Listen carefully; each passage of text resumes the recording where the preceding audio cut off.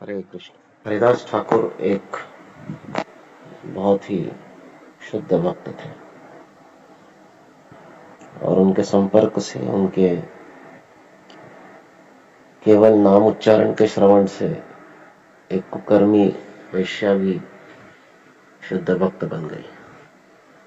तुलसी महारानी भी एक शुद्ध भक्त है, तो उनके संग में जप करके शुद्ध भक्त बन गई।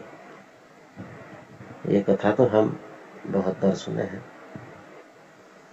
परंतु इसके पीछे और भी बहुत कुछ है। हरिदास ठाकुर पूरा दिन पूरा रात जप करते रहे और पेशेंस से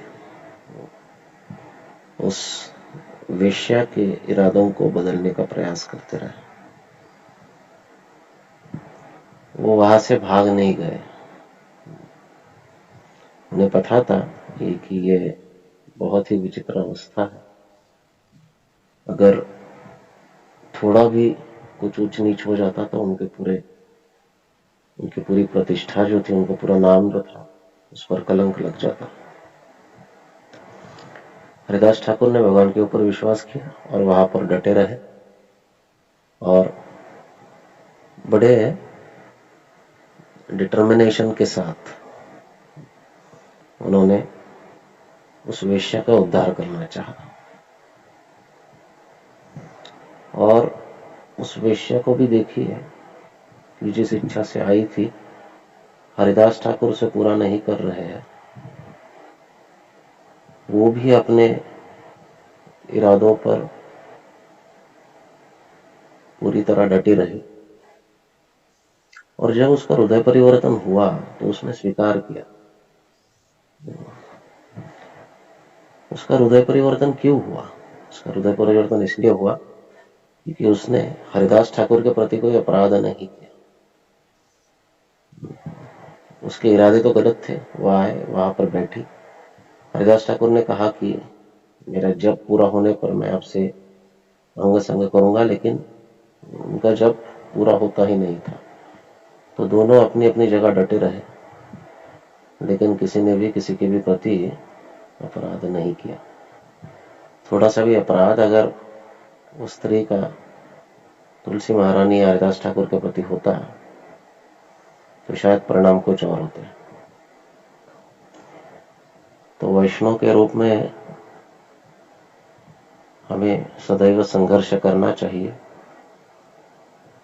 कि बद्ध जीवों का हृदय परिवर्तित हो, लेकिन हम हरिदास ठाकुर नहीं है, इसलिए ये प्रयास सदैव भक्तों के संग में होना चाहिए। अकेले बैठकर अगर किसी का हृदय परिवर्तन करने का प्रयास करेंगे तो कदाचित हम खुद बहुत बड़े धोखे में पड़ सकते हैं। और एक साधक के रूप में हमें अपने गुरुजनों के चरणों में बैठकर उनके आदेशों का, उनके निर्देशों का, उनकी इच्छाओं का बड़ी सबूरी के साथ, बड़ी श्रद्धा के साथ श्रवण करना चाहिए।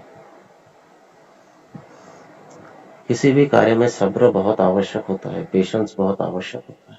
तो पेशेंस जब हम खो जाते हैं, वो संयम जब हम खो जाते हैं, तो हमसे अपराध होते हैं। और अपराध का कुछ इस प्रकार का नेचर होता है कि अपराध करके हमें लगता है कि हमने बहुत बड़ा तीर मार लिया, परंतु वास्तव में वो घातक होता है। और वो कितना घातक होता है ये समय आने पर पता चलता है। तो इसलिए सब्र बहुत आवश्यक है। भक्ति कोई आसान कार्य नहीं है, न एक साधक के लिए न एक प्रचारक के लिए। दोनों को बड़ा सब्र रखकर अपने अपने कार्य में जुटे रहना चाहिए। और कभी कभी हम दोनों का रोल प्ले करते हैं। हम प्रचारक भी होते हैं और हम साधक भी होते हैं।